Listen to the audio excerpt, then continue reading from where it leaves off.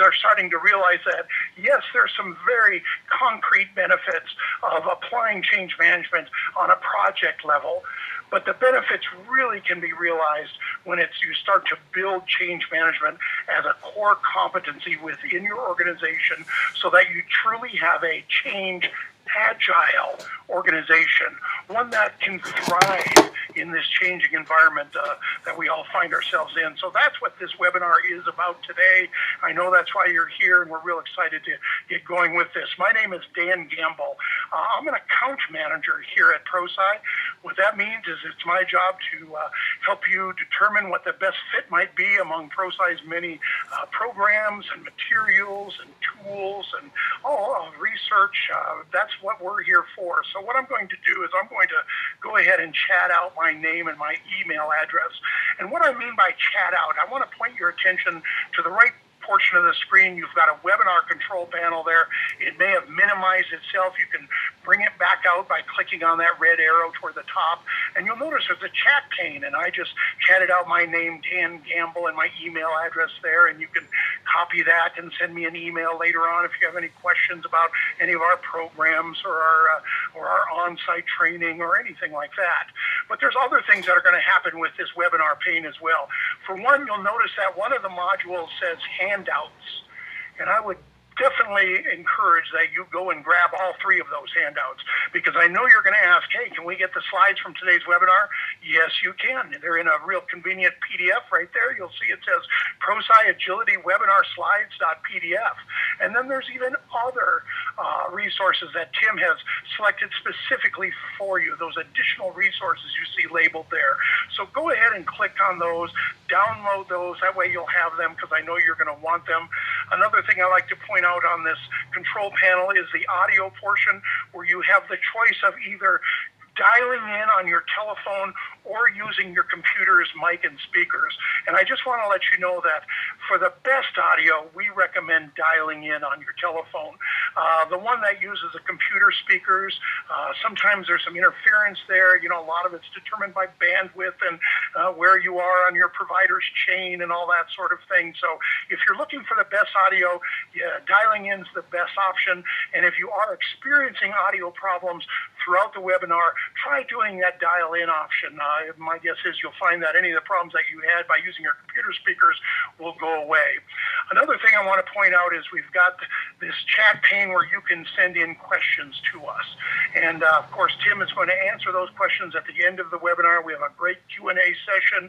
But even prior to that, we have a pre-webinar question, and I want to get your feedback on it. That pre-webinar question, as you can see at the top of your screen, is this: the benefits I expect if my organization can build its change agility include blank. We would like you to fill in that blank. We get a lot, and our listeners get a lot out of these responses that we get from this. So please take a moment to use that chat pane on your webinar control panel and type in how you would fill in that blank. Again, here it is. It says, the benefits I expect if my organization can build its change agility include, and right away we have a nice response, integration with agile project management. Absolutely. But we are talking about a little bit different agility here. Even though agile is certainly something where change management can come into play and to help that approach towards software development and whatnot, what we're talking about here is agility with the lowercase a, of actually having a company that isn't just able to change, but actually thrives in a changing environment because they've built that as a core competency. Their leaders know how to lead during change. Their managers know how to lead their direct reports. Their employees know how to leverage the ADKAR model to feel comfortable with the change. That's the type of agility we're talking about. Some other responses that came in include strategic alignment with organizational goals. Yes, absolutely. Innovation is another response that we got. Those are the benefits that people expect if they can get their organization to actually build its change agility. And we would love to hear your response to that question as well. So please, when you have a moment, chat those in and I'll share them with other people. The benefits I expect if my organization can build its change agility include blank. The webinar itself is going to start in about 5 minutes, and we're certainly looking forward to that. In the meantime, I do want to let you know that this same webinar is going to be repeated again tomorrow afternoon at 4 p.m. Eastern Standard Time.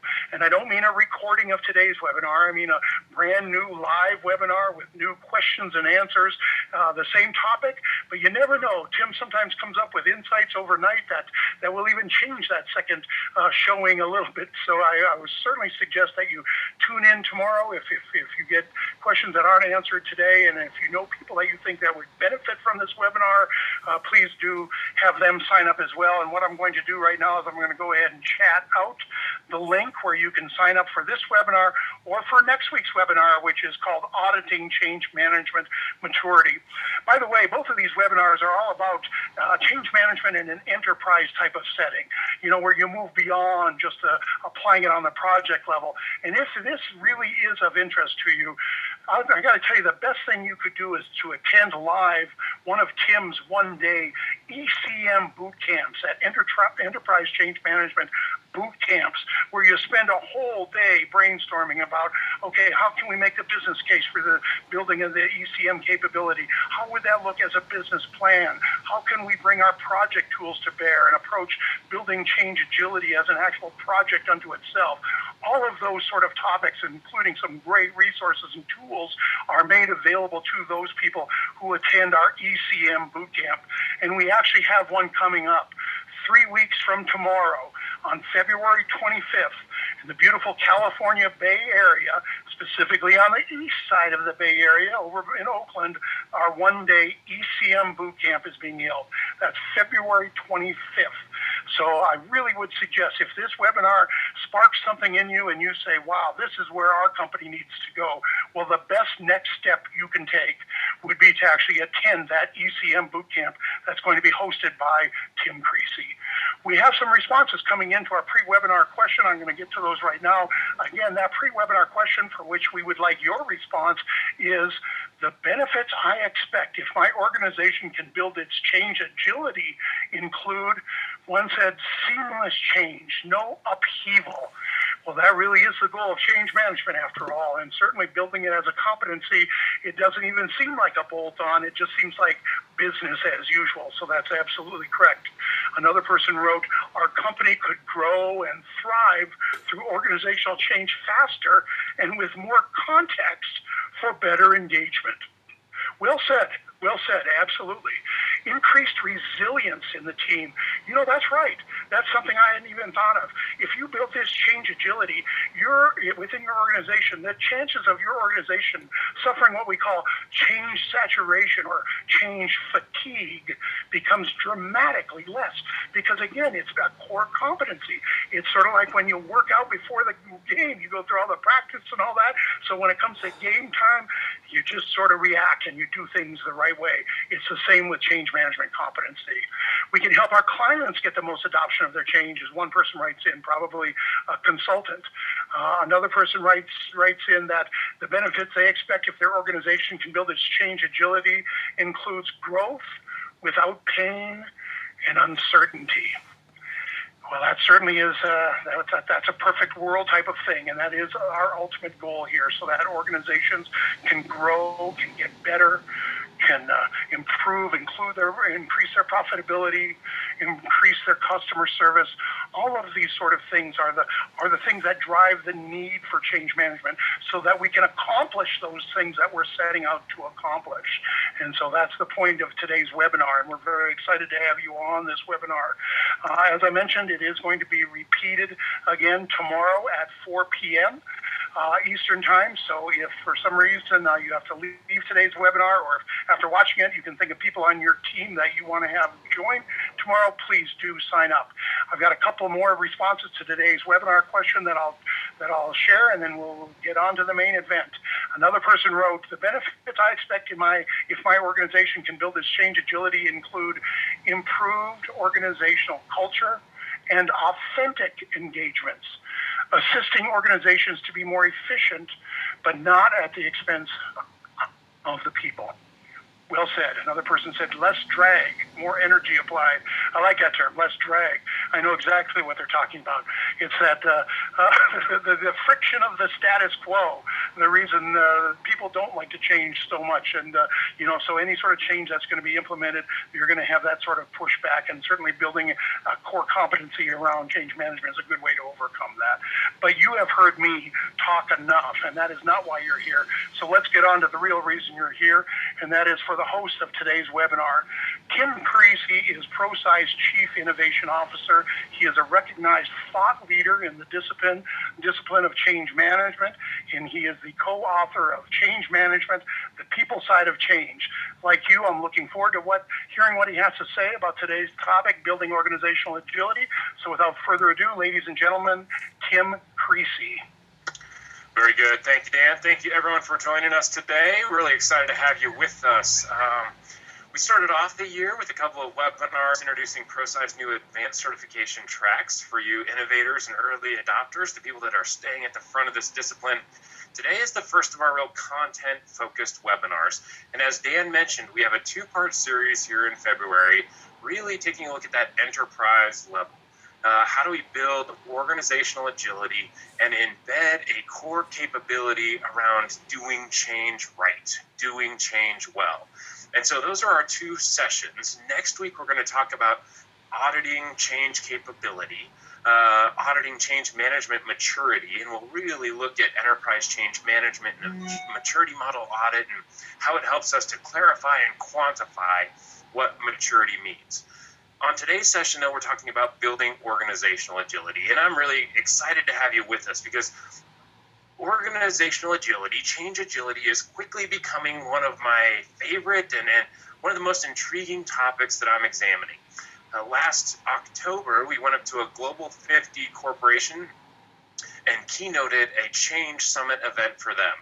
And the focus of that talk was organizational agility, and it really seemed to resonate in terms of the challenges this organization was facing. And so I took the work I had done ahead of that summit, along with some additional synthesis, and I'm bringing that to you today in today's webinar, Building Organizational Agility. Very briefly about the webinars and about us, ProSci at its core is an organization focused on helping you as an individual and your enterprise build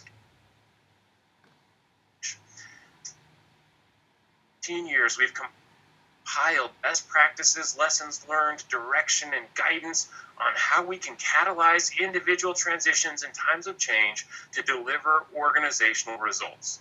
We bring that to you through training programs, online tools, published tools, licensing opportunities, so you can really embed this into the fabric of your organization. But that's really who we are and what our focus is. The last thing I'm going to point out on slide 2 here, right in the middle, is solutions@prosci.com. Solutions@prosci.com. That is a great, handy email. It will always get you into our solution architects that can help you understand the challenges you're facing and how the ProSci solution can work for you. So, solutions@prosci.com. Today's going to be a very interactive session. I'm going to use Poll Everywhere to help you, to let you get engaged and interact with each other on this webinar and to really reflect and share your insights as we go. And so as we get into the webinar, Dan's going to coach you or share with you a link for how you're going to get involved. And I'm going to prompt you with these interactive real-time polls, and you're going to get to watch the results show up on the screen as you chime in and participate. So I want you to be ready for that level of engagement. Slide 3, here's our agenda. We got 5 parts we're going to cover today. We're going to begin by really just kind of reflecting on our changing world. Then we're going to talk about why agility matters, what agility really means, the attributes of an agile organization, and we're going to conclude with some thoughts on how change management fits into this larger conversation of organizational or change agility. So that's our agenda, and we're going to start with the first piece of our agenda and really think about our changing world. This is going to be a pretty fast-paced webinar. I'm going to encourage you to stay on the GoToWebinar viewer. It's much more like that keynote I delivered in October, so it's going to be very visual, and we're going to move pretty quick. So I'm going to encourage you to stay connected on the GoTo viewer. It's February the 3rd, 2016, and we are absolutely standing at the doorstep of an unknown future. We don't know what's coming, but we certainly know that this world that we're living in is changing at a velocity that it's never changed before. We're experiencing a tremendous amount of change, both personally, socially, and absolutely within our organizations. And so we are at that doorstep, and we don't really know what's coming up. Here on slide 6, I show you the date, October 21st, 2015. If you know what that date is, go to the question pane. Go to the question pane and go to webinar and type in your answer. Do you know what October 21st, 2015, and in particular in the visual that you see on the screen here is? We've got all kinds of folks chiming in, and they are exactly right. You see on the slide now, slide 7. This is the day that Marty and Doc jumped forward to in Back to the Future Part 2. Isn't that fascinating? They jumped forward to a date that we have already gone past.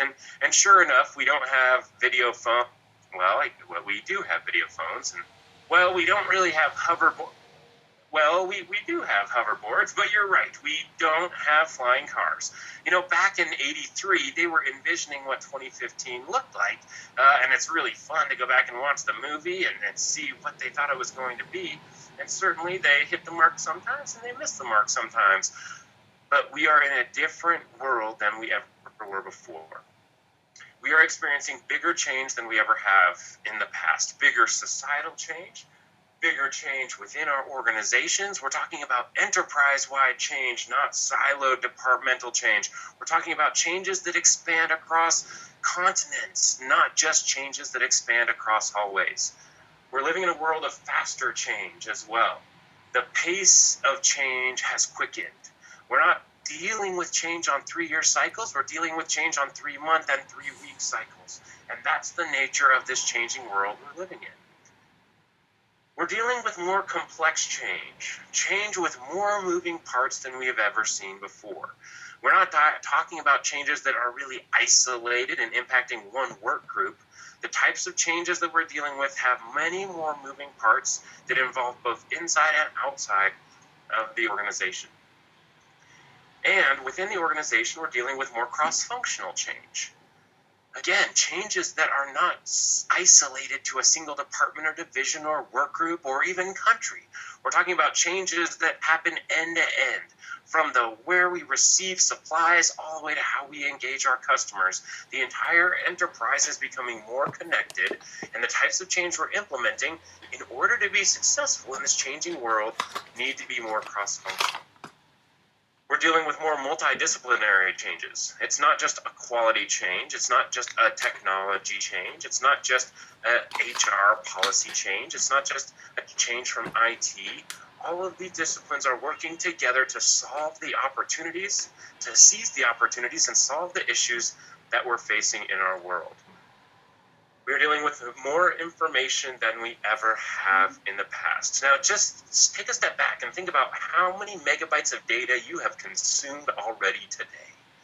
I mean, we're in a different world. I saw some statistics recently that 1 week of the New York Times contains as much information as a person in the 18th century would have been exposed to in their entire lives.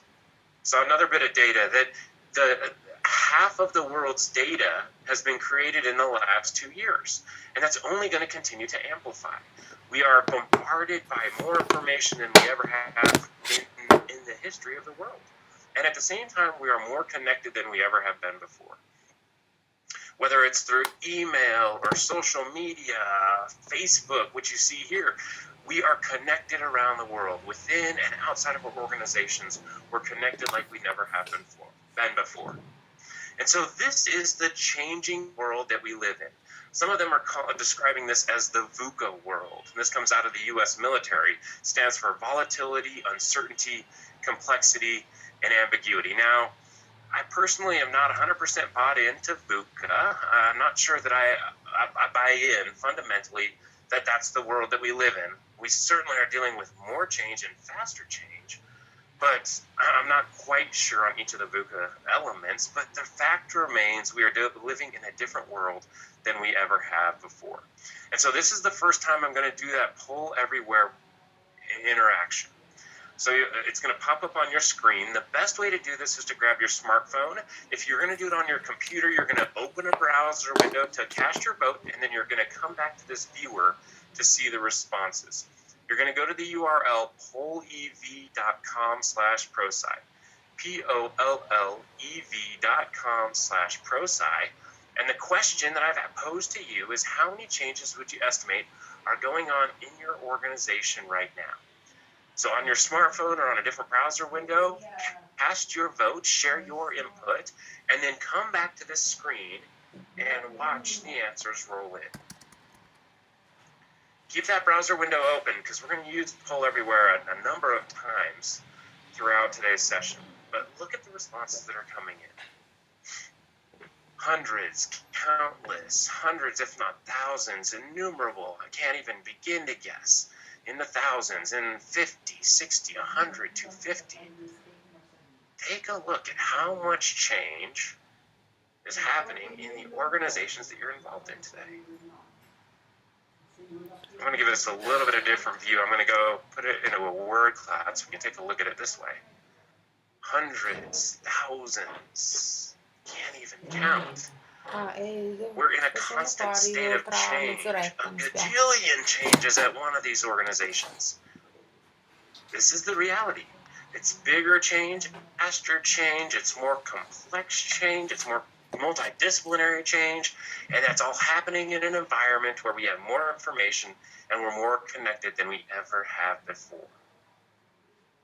And it's fascinating that on this word cloud, hundreds and thousands are the two biggest words that we're seeing show up. This is our reality. Our reality is one of constant change like we've never experienced in the past. So very good. Thanks for jumping in and sharing and casting your vote at pollev.com/prosci. As I mentioned, keep that browser window open because we're going to come back and I'm going to have you share your input in a couple of different ways as we get into today's webinar. So that's our world. Whether or not you believe VUCA, and I personally don't, we are certainly living in a bigger, more complex, faster changing world than we ever have before. And so I want to pivot a little bit and talk about why agility matters. Now that's certainly one of the reasons because of the amount of change, the type of change, the complexity of change that we are experiencing. But I want to give you a couple of data points here. In a PwC survey of 1,150 CEOs, 76% said that their ability to adapt to change will be a key source of competitive advantage. So senior leaders are taking notice. Take a look at another data point. This is from a McKinsey quarterly article, a survey that they did. 9 out of their 10 executives they surveyed said that organizational agility was critical to business success and growing in importance over time. So not only externally and internally are we experiencing change, but at the top of the house, we're starting to see a recognition that how we adapt and adjust and implement change is a key source of our competitive advantage and who we are as an organization. On the flip side, here's some data from ProSci's latest benchmarking study. 78% of our respondents said that their organizations were nearing, at, or past the point of change saturation. Now, that's the flip side of how much change is going on. That's when we start to reach that point where there is so much change that we're starting to feel the consequences. And what was fascinating is what came out of that research is that saturation has consequences. It is not free to operate in a saturated environment. There were individual consequences or symptoms in a saturated environment, things like fatigue and stress and burnout, overly emotional reactions when we didn't expect them. So there are individual consequences for the people in your organization. There are project consequences. Projects suffer when we are saturated. They have too few resources, too little time. They start to miss key milestones and deadlines, and they get delayed. We start to have overrun and collision with other projects. We end up creating a situation because of our saturated environment where we are lowering the likelihood that projects are going to be successful. And what was interesting is out of the research, also we found that there are organizational symptoms. Organizations suffer when they are saturated. We see a loss of productivity, a loss of focus on the business basics. We see greater rates of attrition. we put ourselves in a situation where we cannot be successful because we have tried to take on too much. Our bucket for how much change we can handle cannot tolerate the amount of change we're putting into it. And then my final external data point here in terms of why agility matters, and this comes from the PMI 2012 Pulse of the Profession. They did an in-depth report on organizational agility. And I love this equation. Greater organizational agility equals better performance in times of change, which equals an improved competitive advantage. So agility matters because of the world we live in, but also we're starting to see agility matter at the senior leadership levels. And that's going to take me to the next Pull Everywhere opportunity. So go back to your smart phone or go back to that browser window. And here is what I'm going to propose to you. I want you to plot yourself. This is kind of like a Gartner Magic Quadrant. On the left-hand side is how much your organization is talking about agility. At the bottom, we're never talking about it. At the top, we're talking about it all the time. And then across the horizontal, what is your organization doing about agility? Which of these quadrants do you fall into? And I'm quite intrigued to see how this is going to come out. So on your smartphone or on that other browser window, you're dropping a pin into these quadrants in terms of where your organization lies.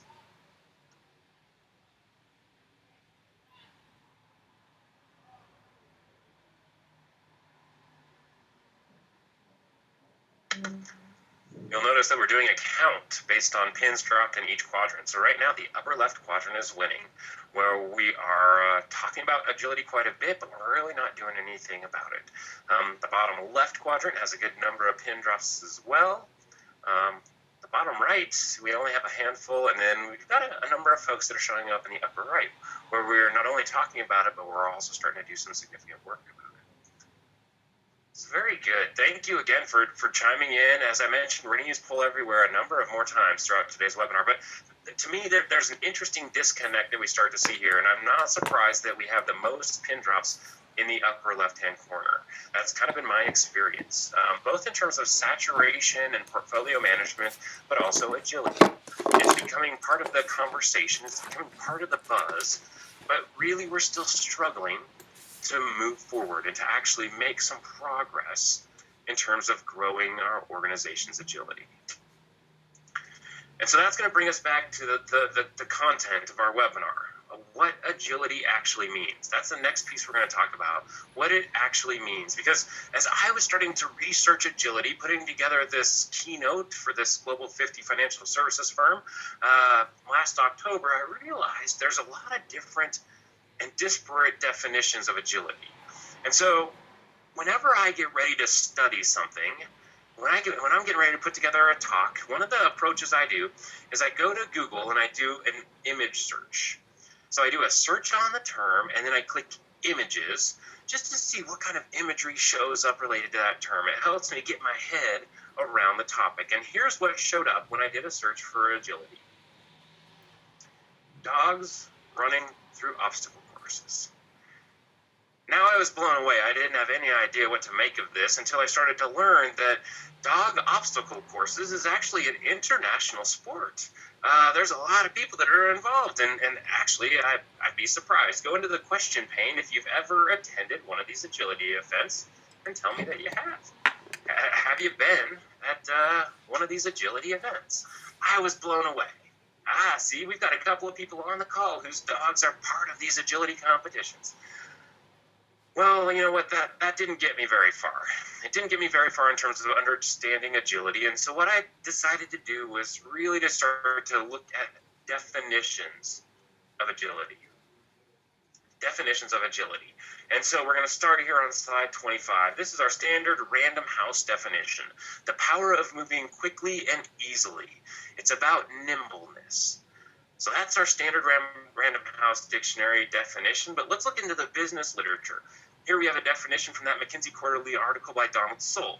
Organizational agility is the capacity to identify and capture opportunities more quickly than our rivals do. So there's a tuned-in notion here, identifying those opportunities, and we're doing it faster than our rivals do. So there's a competitive advantage component. On the next slide, 27, you see PricewaterhouseCoopers' definition from their article, Achieving Operational Excellence, or from How to Build an Agile Foundation for Change. Taking advantage of change, whether planned or unexpected, without ever letting it sideline you. And so there's a couple of pieces of this definition that I like. One is that planned or unexpected. So it's both proactive and reactive. Agility has both of those components. And then they also offer up this idea of without ever letting it sideline you. And somebody mentioned this during our pre-webinar discussion question. Agility is when we don't have the upheaval that we're used to experiencing in times of change. Now let's take a look at this definition from The Economist. The ability to transform information into insight in response to market movements. And so a couple of components of this definition. One is that, again, that tuned-inness. We are tied in and tuned into market movements. And then there's also this capability around transforming information into insight. I would add into movement, and we're going to build out these definitions and see what attributes or components we can pull from each definition. But that's the Economist definition. Now let's take a look at this paper that came out of the University of Kentucky. The results of integrating alertness to change with the capability to use resources in responding to those changes, all in a timely, flexible, affordable, and relevant manner. So we have a lot of components here. Alertness, the capability, resources, but then also we get the notion of speed here, the timely and flexible approach. So I thought that's kind of an interesting definition. Here's one from Daryl Connor. He uses the term nimble organizations, but he tells us nimble organizations are one that have a sustained ability to quickly and effectively respond to the demands of change while continually delivering high performance. So we get that continually delivering high performance. That's the not letting it sideline us, avoiding the upheaval. But we also get into that capability, and we get quickness and effectiveness. And so that's Daryl's definition. Accenture gives us this definition: an always present ability to manage multiple complex portfolios of change. And so there's a couple of pieces here. One is that it's always present. It's part of who we are. And then we also get a component of the definition around that multiple complex portfolios of change. There's a lot going on. There's hundreds or thousands or gajillions, as you shared in our first poll everywhere. It's managing that complex portfolio of change. And here's one from Ernst & Young. The speed and ability of a business to identify and react to internal and external events that could and do occur. And so we get the both proactive and reactive piece, and we get that internal and external, where the changes are coming from. And so here's the work I did for you. On slide 33, I decided I'm going to synthesize these definitions. And these are the 6 components of the definitions that really stuck out to me and that I think resonated across those various definitions. And I'm going to do a poll everywhere to have you cast your vote onto which of these components really resonate for you in about 1 second. But it's an always present ability in the fabric of the organization, enabling us to outchange the competition because we are anticipating and tuned in to coming changes. And we are increasing our speed and quickness at change for both the proactive, the planned, and reactive unplanned change by creating minimal disruption so that it doesn't sideline us. So those are the 6 definitional components that I think help us add some clarity around agility. And so we're going to go back to poll everywhere on your smartphone or on that other browser window. Cast your vote, come back here and take a look at the results. You can vote for up to 3. And I'm curious, which of these definitional components really hit home for you? Which ones could you get behind? Could you start to use when you're having the conversation about agility in your organization? Because one of my conclusions where we see the disconnect between talking about agility and doing something about it is that we don't really have a clear articulation of what it means. We haven't put a stake in the ground that would let us move forward and actually motivate some movement around this crucial core competency for organizations. So I'll give you another minute to drop your pen and think about which of these definitional components resonate for you. But at the same time, I want you to think, if you were to craft your definition for agility in your organization, if you're trying to raise the bar and start to have a more meaningful conversation about agility, how are you going to define it for those you're engaging within your organization or your client's organization.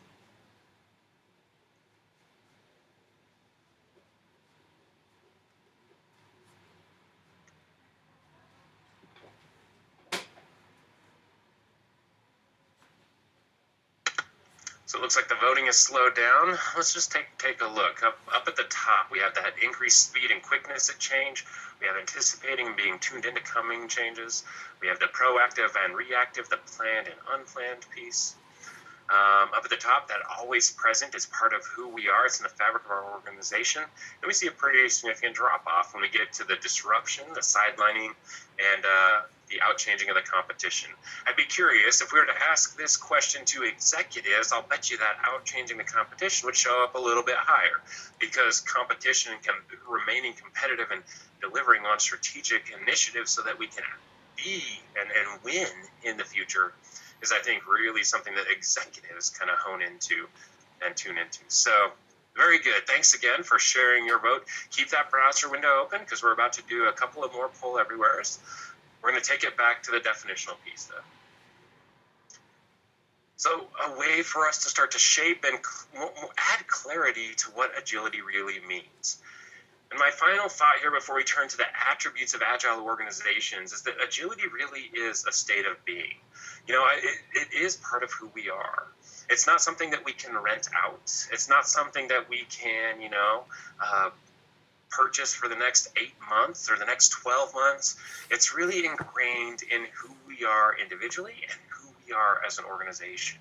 You see notions like responsiveness and tolerance and resilience and toughness and adaptability and readiness and preparedness and plasticity. That's how we would describe an organization or an individual that has started to build this agility as part of.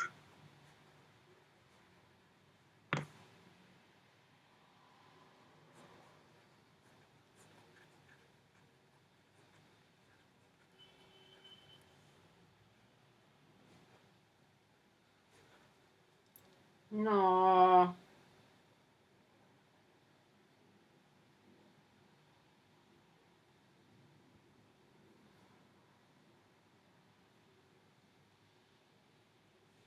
Organization.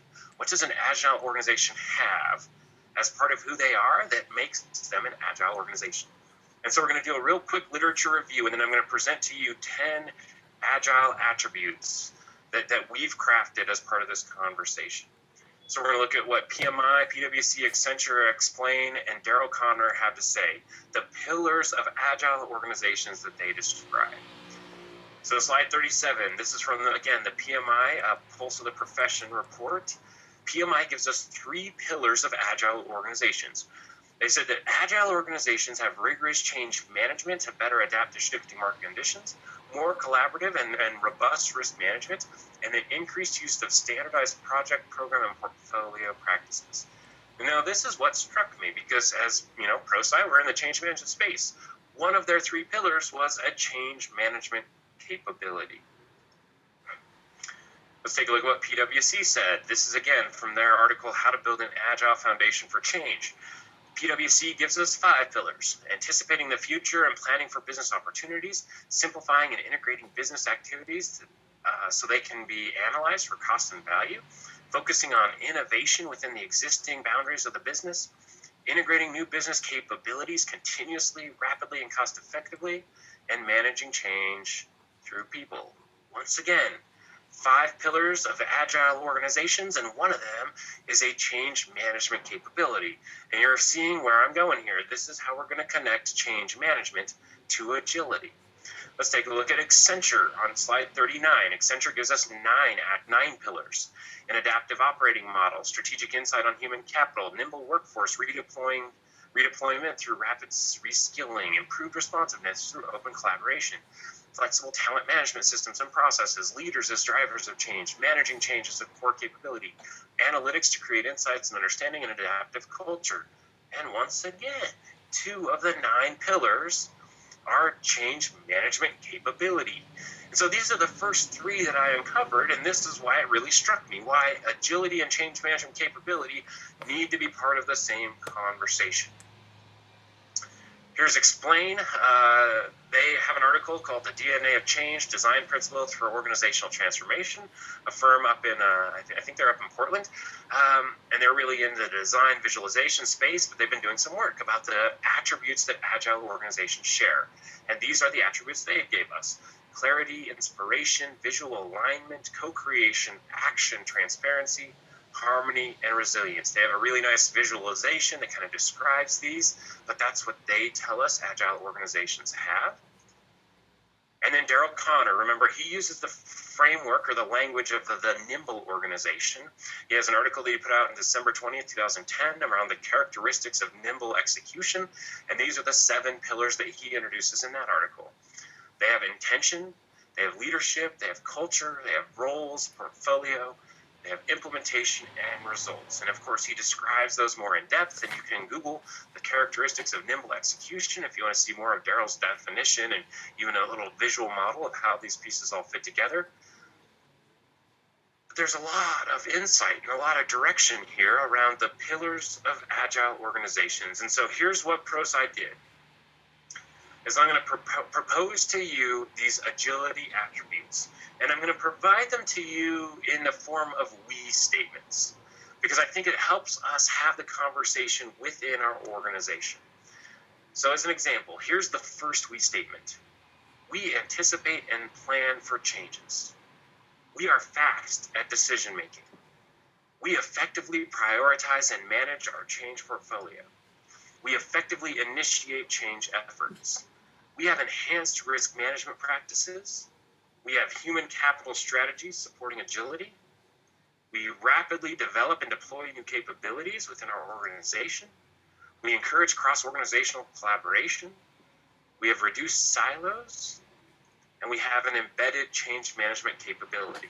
Now think about, when I want you to think about it, because I'm going to pull you pretty soon, how would you respond to each of these statements? Would your organization be able to say, we anticipate and plan for changes? Is that something you would say? Is that something your organization would say? Would you say, we effectively initiate change efforts? Would you say, we have reduced silos? Or is there opportunity for improvement here? And so I'm going to build this out as a bit of an assessment, an agility assessment. And what you see here is kind of my prototype mock-up. You have your 10 attributes that we just explained, and we're going to walk through them, and I'm going to poll you on each and every one to see how you as a webinar community line up. We have our 10 attributes, and we're going to use a strongly disagree to strongly agree Likert scale. And you can see where this is going, right? This is an assessment that you can do of your own agility attributes, but it certainly can become part of the conversation if you are beginning to try to move an organization towards becoming more agile. And so this is kind of the visual depiction that I'm going to start to lay out, because we could put this into a bit of a radar. We anticipate and plan for changes. We are fast at decision making. We effectively prioritize and manage our portfolio, and so forth. 10 attributes of agile organizations.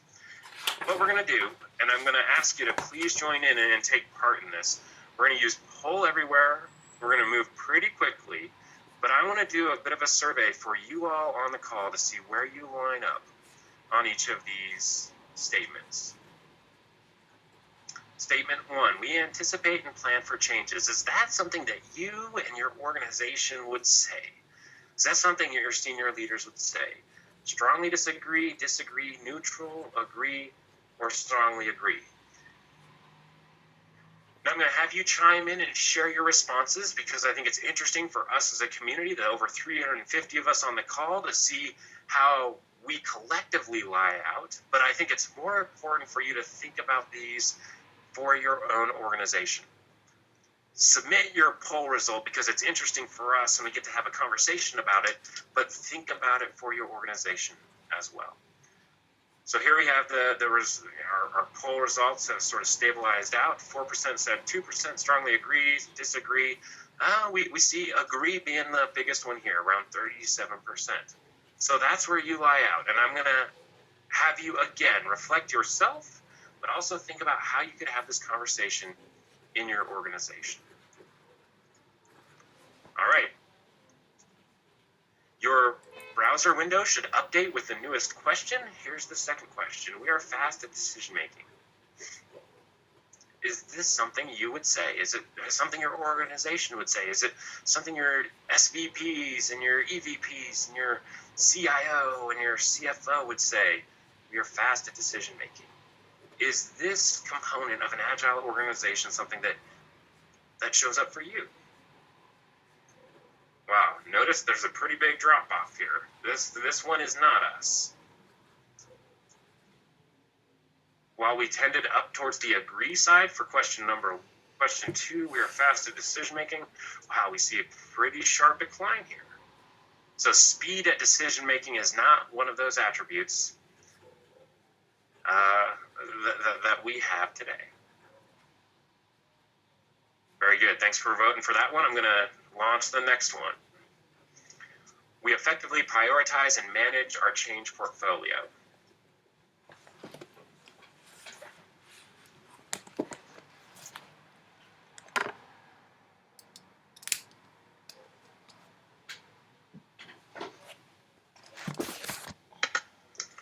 Looks like we've got even more room for improvement here. Nearly 50% of us are in that disagree, another 13% would strongly disagree. So we're still struggling to manage that complex portfolio of change that was one of our definitions of agility. Notice that this is going to be both reflective in terms of us thinking about the attributes of an agile organization where we are today, but it also is going to give us direction. If we want to improve agility, where do we need to focus our efforts? Take us to number 4. We effectively initiate change efforts. Where do you fall on this? Do you effectively initiate change efforts? Do we do a good job of scoping and chartering? Do we formally do statements of work? Do we clearly define expected results and outcomes? Do we define the individual impacts of changes that we're launching? Do we see how this change is going to overlap or collide or run into other change efforts in the organization? How effectively do we initiate change efforts? We're doing better here. We're doing better here than our last 2 attributes. We see many more kind of neutral and agree and strongly disagree. Doesn't surprise me because, project initiation has been something that's been around for a while. There are many organizations that have had some practice at it and refined it and got a little better at it. So, very good. Thanks for chiming in there.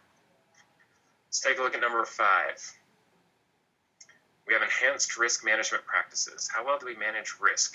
Do we identify and anticipate and develop mitigation techniques for risk within our organization?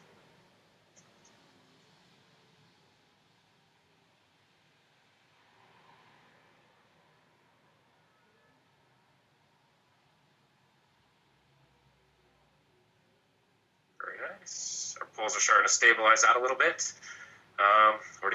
We're doing better at this one. We're seeing quite a bit more up in the agree and strongly agree. I think risk management, risk mitigation, risk identification, that's become part of many of our organizations and how our organizations implement change. So that's what we're seeing here is we're trending up a little bit better on this one. Very good. We're going to go ahead and move ahead to number 6. We have human capital, talent, strategies, and practices supporting agility. We have human capital and talent and strategies and practices that support agility. I think this is an interesting one because I do think that human capital and talent are becoming much more important and identified as much more important in organizations today. I'm doing a lot of work and some writing around what I'm calling the rehumanizing of the workplace. There's a really interesting historic bent here, but I think we are starting to have a greater appreciation of the people and the importance of the people within our organizations. And so I do think talent and human capital globally are going to start to become a more important attribute of organizations generally. Here we're asking a question about them aligned specifically with agility, and we're still seeing some room for improvement here. Many of us are falling into that strongly disagree band. These human capital and talent strategies start at the very beginning in terms of hiring and onboarding, and then move into training and professional development and performance evaluation and career pathing. but we've set about a system where helping people become the best they can be, and in particular, helping people become more agile is an element of who we are. And it looks like we've got some room to improve here. I want to thank all of you for your involvement in sharing your insights. I think this is a way for us to collectively see how we're doing, but also for you to reflect how you're doing today and where you can start to do some work. We rapidly develop and deploy new capabilities. If we identify that there is an opportunity or an issue, and we have a gap in the capability to seize that, how rapidly can we develop and deploy that capability into the organization?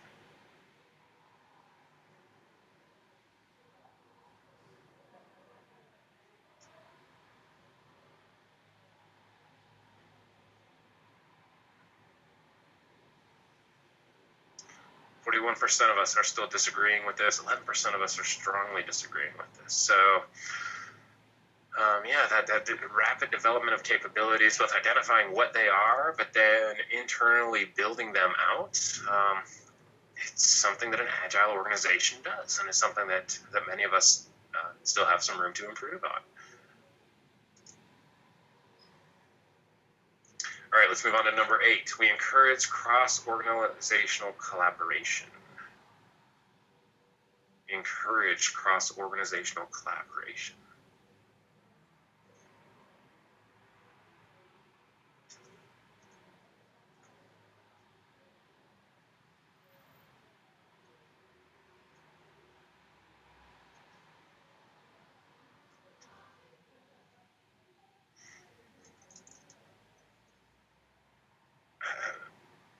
This one is interesting, but not that surprising to me, I guess. I do think, collaboration has been part of the conversation quite a bit.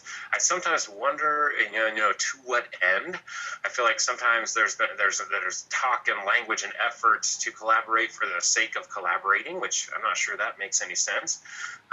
But I do think if we start to realize and position collaboration not just as something that is inherently good, but as something that enables us to increase organizational agility, because it helps us solve these cross-functional challenges and implement and chase these complex changes we're trying to implement, then that makes sense to me. So, yeah, very good.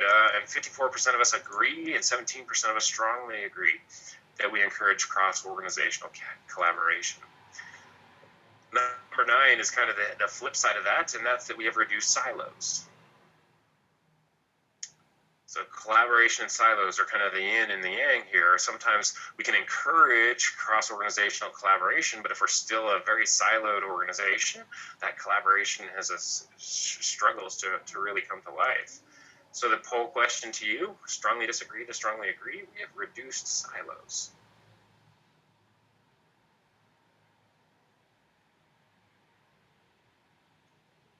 Our responses are starting to stabilize out here. We've got some work to do here. I think this is an interesting dichotomy, that we encourage collaboration, but we have yet to tackle or solve this siloed mindset that's part of our organization, whether it's part of the structural hierarchy, part of the cultural and accepted norms, part of how we define success and measure contribution and value. We've got some work to do to continue to drive down those silos to enhance organizational agility. Now we're going to take it to our very last one. We have an embedded organizational change management capability. Change management capability, both the individual competencies, but also the integration into the business and change processes, is something that we have done. We've institutionalized, systematized change management as the expectation, not the exception, in our organization.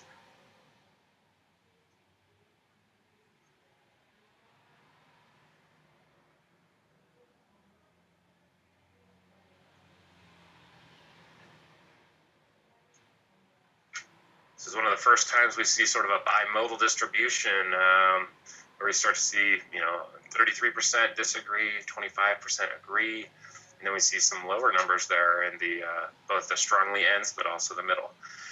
this is really the connection point for change management and for prosci, and why I started to get really interested in organizational agility. So I want to thank you all first for chiming in. The other thing I'm going to do is, if you look into your chat pane, this is kind of a fun exercise for us to do on the webinar. It helps you interact with the other people on this webinar, gives you the opportunity to think about each of these attributes and kind of where you fall out. I'm also starting a little bit of a study here. I'm going to start collecting some data, and what's coming out in the chat pane right now, and if you're unable to see the chat pane, you can email webinars@prosci.com, webinars@prosci.com, and ask for the Agility Attribute Survey link. It's a very quick 5 to 10 minute survey. It's the same 10 aspects that we just took a look at, as well as a little bit of demographic information. And I'm just intrigued, and I want to start to build out a foundational data set around these 10 attributes and what they're starting to look like. So in the webinar, it was an interesting opportunity for you to think about each of them in real time and sort of chime in with your vote. The link I just chatted out to you, and again, I can send it to you if you email webinar@prosci.com. Takes you to a very short survey, and this is one of my asks for you. Rarely on these webinars do I ask anything of you, but I'm asking you to take the 5 or 10 minutes to complete that survey and to send that link out to other people that you think might be intrigued around this agility concept, and to really think about these 10 statements we just covered in the context of their organization. So webinar@prosci.com, if you didn't get the link, otherwise it was chatted out to you in your chat pane, please, over the next couple of days, take 5 or 10 minutes, share your insights across those 5 attributes. And then the last thing I'm going to do on Poll Everywhere, it showed up right now on the screen, is for you to submit your email address for the outputs we generated today. Your address is not going to show up when you type it in. I guarantee you, I made the text white, so it's not going to show up. People aren't going to see your email address. But if you would like to get a hold of kind of the analysis, the outputs that we collectively created during the Poll Everywheres that we were doing today, go to pollev.com/prosci and submit your email address. And that's going to be how I can get to you the outputs that we generated today. I'm going to go back into our webinar deck, but this submit your email poll is going to stay live at pollev.com/prosci, so you can request the outputs that we generated today during the poll. Once again, I want to thank you for being involved during the course of the webinar in our real-time polling, and also for following that Agility Attributes Survey link and submitting your initial thoughts and sharing the link with others in your network. I really want to start to build this data set to see how these agility factors are playing out in organizations around the world. So that's going to take me to my final piece of today's agenda, how change management fits in. You've already started to see this come to life. You saw that change management capabilities was one of PMI's 3 pillars. It was one of PwC's 5 pillars. It was 2 of Accenture's 9 pillars. And it was one of the 10 attributes that I just introduced to you in this attributes assessment. A change management capability, where being great at change as part of who we are as an organization is one of the critical enablers of organizational agility. And we kind of use this analogy. Change management is like building a house. It's how we catalyze individual transition to deliver expected results and outcomes of that change. Enterprise change management, or this organizational change management capability, then is like the subdivision. It's how do we lay the infrastructure and create the expectation, the structures, the skill sets, the integrated activities, so that we're not just doing change management on this project or that project or that project, but it's really how we do change at our organization. So just a couple of thoughts on change management first, and then we'll talk just briefly about the enterprise or the subdivision. So change management's building the house. Here's my 7-word definition. It's catalyzing individual transitions to deliver organizational results. Whether it's a technology change, a process change, a culture change, competency change, the organizational results we expect depend on individual transitions. Because all too often we deliver on requirements without delivering on results. We focus on outputs rather than focusing on outcomes. We deliver on specifications and manage to specifications, but we don't manage to sustainment of benefit. Drawing on Daryl Connor's language here, we focus on installation rather than realization, and we spend all our time building solutions without spending any time focusing on how those benefits are going to be achieved. And this is where I think change management fits in, because change management is how we close the gap between requirements and outputs and specifications and results and outcomes and sustainment. And it turns out that plenty of our expected results and outcomes depend on people changing how they do their jobs. And change management is the discipline that lets us capture the people-dependent portion of project ROI. What you see here are a couple of word clouds that came out of some presentations I've done over the last couple of years.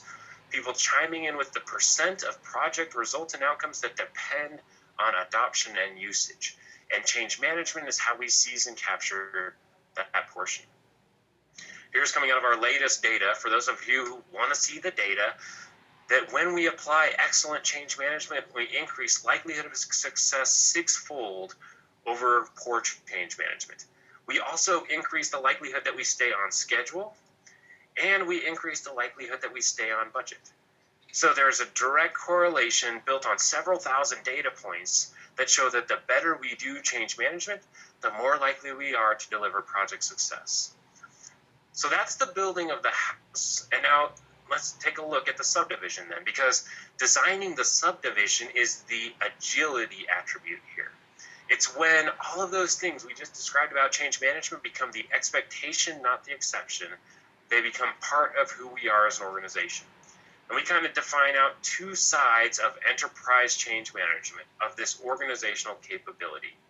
There is the building of individual competencies, so that being a good leader of change is part of how our senior leaders define their role and part of what they do. That effectively coaching direct reports through the change process is part of how our middle managers define their job. It's what they do. That our frontline associates have been skilled up and prepared to thrive in times of change. And that our project and program managers and solution designers and developers are all designing with adoption and usage of the solution in mind. At the same time, we are integrating good change management practices into our projects, into our programs, into how changes happen within the organization. We've embedded and woven those things together. And we use the maturity model as a way to describe organizational maturity in change management. So if we're thinking about that attribute of embedding change management capability, the change management maturity model that we introduced in 2004 gives us the structure and description of what that change capability looks like. And next week's webinar is going to be a whole session on how do we audit and understand where we actually fall in this maturity model. So just a couple concluding thoughts, then we're going to move to the Q&A.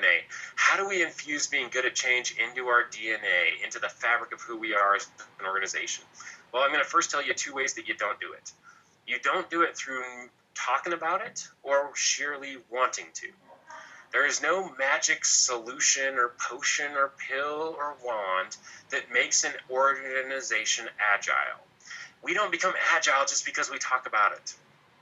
And at the same time, we can't order agility out of a mail order catalog. We can't just abandon good change management practices in lieu of agility.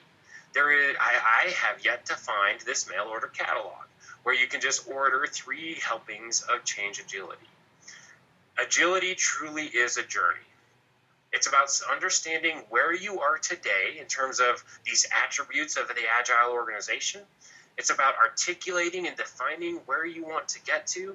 And then it's about intentionally and systematically making that journey to move from where we are today to where we want to get to. So go ahead and open up that question panel in your control pane if you'd like to ask any questions about what we've talked about today. I'm going to tell you 2 more things, give you 2 pieces of information before we move into the questions. Here's the first, and that is an upcoming opportunity. It's hosted by the Minnesota Change Management Network. You don't have to be part of the Minnesota Change Management Network to attend, but I'm doing a 2-day professional development event in a couple of weeks up in Minneapolis. The first day is all about agility. Organizational agility is a strategic imperative. That's at the executive breakfast. The roadmap for building an organizational change management capability, that's the roundtable in the afternoon. and then an evening summit about building organizational agility through enterprise change management. You can email solutions@prosci.com if you want to learn more about these great 2 days that we're going to be doing in Minneapolis. The second day are some advanced workshops that fulfill your requirements towards your advanced certification tracks and really help set you apart with the latest tools and insight on managing the people side of change. The other opportunity I'm going to mention before we get into the Q&A is the ECM Bootcamp. This is the one-day workshop that I teach about adding structure and intent to how we embed great change management into the fabric of our organization. So I've got one coming up February 25th in the San Francisco Bay Area. It's actually on the other side of the bay, as Dan mentioned. But it's one day to sit in a room with the innovators and early adopters thinking about how we embed change capability into our organization. There are a couple of seats available for that session in February the 25th in the Bay Area. So hopefully you'll join me if this is on your professional radar. And with that, I want to thank you. This agility topic, I think, is fascinating. I think there's a tremendous opportunity for us to advance the conversation and the focus on agility. And I want to thank you again for participating, for being involved in the poll everywhere, for completing that attribute survey with the link that I chatted out. And with that, we're going to open it up for question and answer. So, Dan, what kind of questions do we have coming in? Thanks, Tim. Before I do that, I just want to chat out one more time the poll everywhere link there in your chat box. The reason there seemed to be a little bit confusion, if you want the results of all that polling that happened during today's webinar, please go to that link I just sent and put your email address in there, and you will get all those results, as opposed to putting them into our chat pane here. But just wanted to be clear about that. And actually, this first question seems like a great lead-in for our webinar next week, Tim, because the question is, I am wondering if we could use the maturity model audit to measure agility. Yeah, great question, and that's exactly what we're going to do in next week's webinar. We're going to use the maturity model audit to measure change management capability, change management maturity. Now, that's one of the 10 attributes we talked about today. So it's not going to let us measure some of those other attributes, but it gives us a real concrete definition to describe what change management capability looks like, and that's one of these crucial enablers. And I think it's one of the ones that many organizations are starting to pursue right now, and it's probably one that you have the ability to influence. So absolutely, come next week, we'll talk about the maturity model audit and how we're going to use it to measure agility. We had a couple of questions around how different industries' agility can be manifested in different ways. And this person asked, is there any consideration being given to looking at agility by type of organization? Answers will differ by highly regulated versus non-regulated companies. Yeah, great question. Is there consideration being looked at agility by different organizations? Absolutely. And I'm going to chat that survey link back out into the chat pane again. Because at the end of those 10 questions, I collect a little bit of demographic information, and that's exactly what I want to do, is start to say, are there patterns in terms of these agility factors across different industries, in particular, regulated versus non-regulated organizations. We've already started to do this in the change management capability space, so the maturity model audit we're going to do next week. We've started to slice those by industry. So, and if you email solutions@prosci.com, we can connect you with an account manager that supports your industry, and they can have that conversation with you about what we're seeing in the market and in the research in terms of change management capability within your industry. But I would absolutely expect that by industry, and I think by organization age, we might see some interesting patterns around the agility attributes. A couple of people responded to your comments about VUCA. Specifically, they wanted to know, what about VUCA do you not buy into? Wow, this is like a 20-minute answer. And I have a Pulse article that I'll be releasing sometime in the next month or two, where I've actually started to write out and actually visualize what parts I don't understand, what I don't believe into. So I'll give you my real quick. Volatility is the first one. And I believe that volatility is a relative measure. Nothing is absolutely volatile. It's volatile relative to something else. And while we are experiencing a higher amount of change than we ever have in the past, I think the peaks and valleys of change today are shallower than the peaks and valleys that we've seen historically. And if you think geopolitically, we can talk about, world wars and global pandemics, influenza pandemics. I think that peaks and valleys were much taller historically than they are today, even though the amount of change is going up. Uncertainty is the U, and I think uncertainty is a function of information. And I think because of how information has moved around the planet, uncertainty is actually being decreased. I recently read Unbroken. I haven't seen the movie yet, but his family did not know whether he was alive or dead until pretty much when he walked in the door, even though members of the military knew he was alive and other people around the world knew he was alive, because information traveled so slowly. Now, if there is a weather issue, if there's a weather incident in Argentina, we know what that's going to do to the price of certain produce in 18 months from now. The information exchange, I think, actually has reduced uncertainty. C is complexity, and I do believe complexity is going up, but I think at the same time, our ability to manage and understand complexity is going up faster. And the last one is ambiguity. And I think this is an interesting one. I think if we get ourselves in the mindset of expecting change, then that's actually a less ambiguous place to be than if we were to expect stability and then be surprised by change as it comes. So that's my really quick, and again, I'm going to write this up and release it as a Pulse article. You can connect to me on LinkedIn if you want to be notified when some of these new articles come out. I'll chat that out as Dan gets ready to read the next question as well. Thank you for that, Tim. We had a couple people, actually one during the pre-webinar question too, that was kind of talking about agile as opposed to agility. And so this question that I just posted here is any insights on how change management fits into agile methodology? Because it seems to be trending in my organization and industry right now. Yeah, great question. In fact, I went out to dinner with a colleague last night, and we talked for a good half hour about agile. I think change management absolutely fits in with an agile and iterative approach to either project or software development. I do think it gets we tweak it a little bit, and I've got some work that I've been doing here at prosci, and I'll give you just an example with ADKAR. So, awareness, desire, knowledge, ability, reinforcement. If we're doing a waterfall project, we sequence out ADKAR over the life of the waterfall project.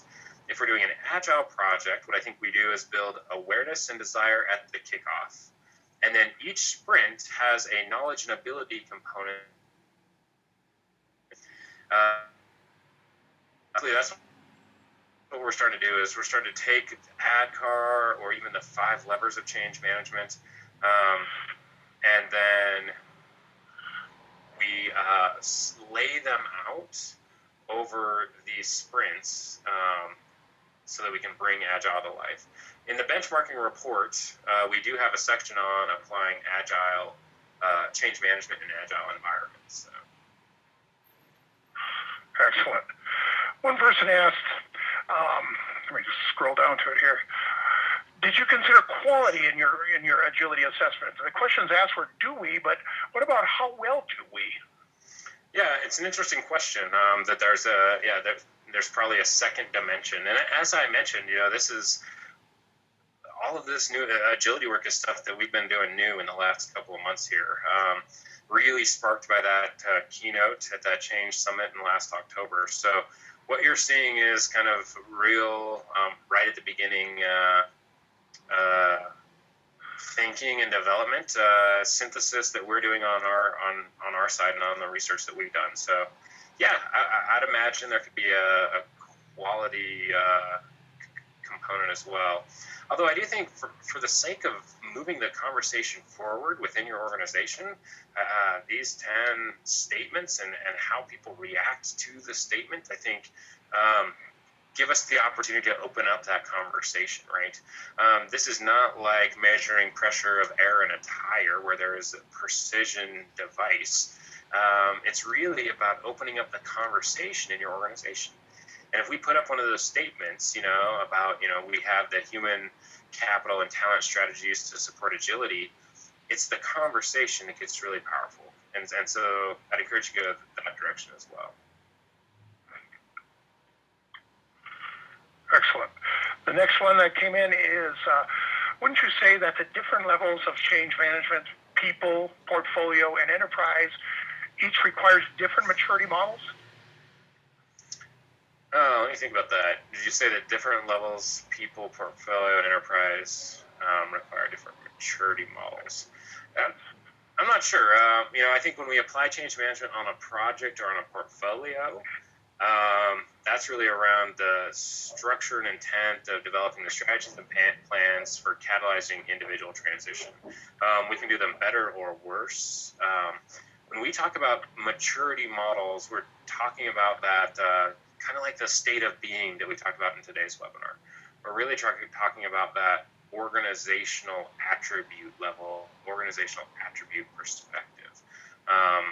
And so that's why we tend to do the maturity. For a project or portfolio level, we have a thing called the best practice audit. You can email solutions@prosci.com if you want to learn about it. But basically, we can take change management as it's being applied on a project or a portfolio and say how well are the practices of change management aligning with the top contributors to success coming out of 2 decades of research. We can do that at the project or portfolio level. We use the best practice audit to do that. We use the organizational maturity model to understand enterprise change management capability.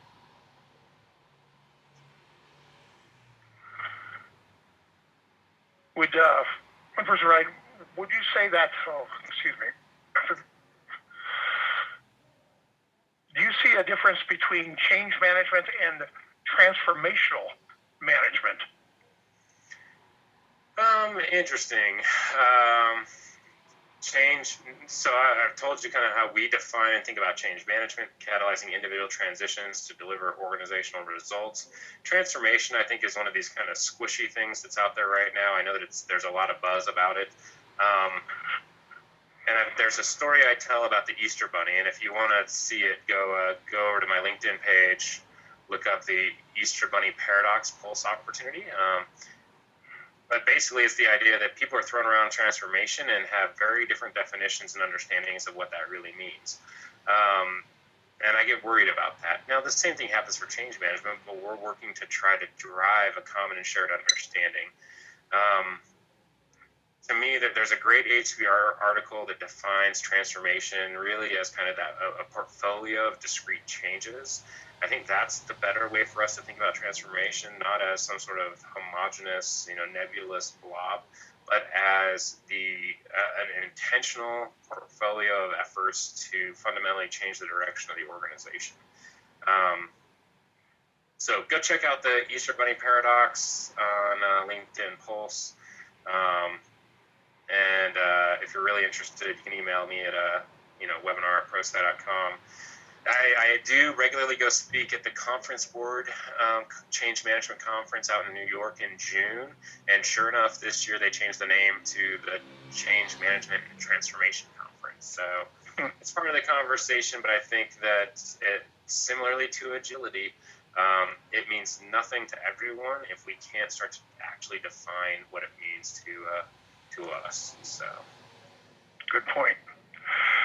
People at my firm keep saying the soft side or communications as it relates to change. How do I change that way of thinking? Yeah, great question. Again, you can always email Dan or solutions@prosci.com. We've got some great resources in the ProSci portal. One of them, there's a free tutorial collection about the case for change management. There's a free webinar replay about change management ROI in context. So some great resources for you to build this out. The way that I approach this perception of change management is with what we call the killer question. And the killer question is, what % of this project's ROI depends on people changing how they do their jobs? I showed you this earlier, a couple of slides, right as we were getting to the end here, and even some data from a Gartner BPM summit and a webinar that we did. What % of project ROI depends on people changing how they do their jobs? And you ask that question to a senior leader or a project manager, and you can almost literally watch the wheels start turning. And then they're going to come back to you and say, I don't know, 75, 85, 65. We have a client right now. We have an offering called the Performance Platform, where if you have if you have one of these can't miss changes, you can bring in prosci advisors to help build out the change strategy and approach and support you on the path of that project. We're doing some of this work right now with a high-tech manufacturing firm. We took all 4 teams through the CM ROI calculator, which is the tool that helps you actually quantify the answer to that the killer question. And all of the answers came back between 68 and 83%. Now, one of those projects, the leader had only earlier that day said, you know what, this one's going to be a slam dunk. All we got to do is develop the right solution. This one's going to be a slam dunk. They did the analysis and came back that 74% of expected project ROI depended on people changing how they do their jobs. And I'll tell you, that executive had one of these oh crap moments. Because capturing 74% of ROI, that's not the soft side of change. That's the majority of the change. That's the harder side of change. You know, developing a technical solution is complex. Getting people to embrace, adopt, and use a change is hard. And so I think that's the way we start to address this perception of change management is we always talk about the value of change management in the context of project ROI. And the killer question, what percent of project benefits depend on people changing how they do their jobs, is one of the ways we add that context and shift that conversation. We got time for one more question here, Tim. Is there a way to build change agility from the middle of an organization, line management versus executive level?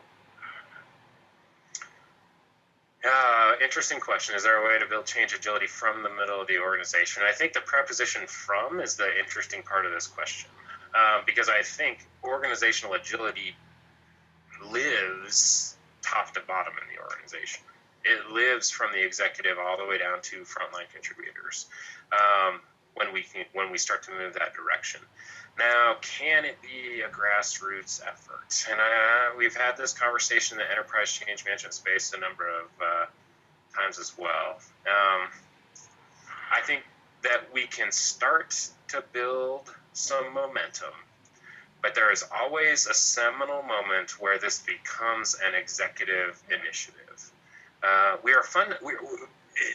At its core, we are talking about fundamentally transforming how the organization changes. We're talking about to the core of the organization, transforming who it is we are. And so for that kind of initiative to really get the traction and the momentum, really get embedded like we needed to get embedded, at some point it has to become part of what our senior leaders are focusing on and talking about. And so that's my kind of comment there, that I think we can start to get the groundswell around the conversation, but at some point there is this seminal moment where it becomes an executive initiative, and it must live there if we're talking about truly transforming the enterprise in a meaningful way. And so I'm going to hand it back over to Dan at the very end, but I want to thank you all for joining us. Remind you that tomorrow at 4 p.m. Eastern, we're doing this session again, so it's not a replay. It's another live session about what we covered today. If you have colleagues, coworkers, friends, enemies that you think would benefit from it. And the last thing I got to say is go Broncos. Go Broncos. Thanks, Tim. I'm actually chatting out the link where you folks can go ahead and sign up for that webinar Tim mentioned tomorrow. You also, while you're there, can sign up for next week's webinar, which is Auditing Change Management Maturity. And while you're there, you also can download the slides from today's program if you didn't take a chance to do that right from the handouts section of your webinar control panel. On behalf of Tim and everybody here at ProSci, we want to thank you all for joining us for today's webinar, and we look forward to seeing you at future webinars. Thank you very much. Bye-bye.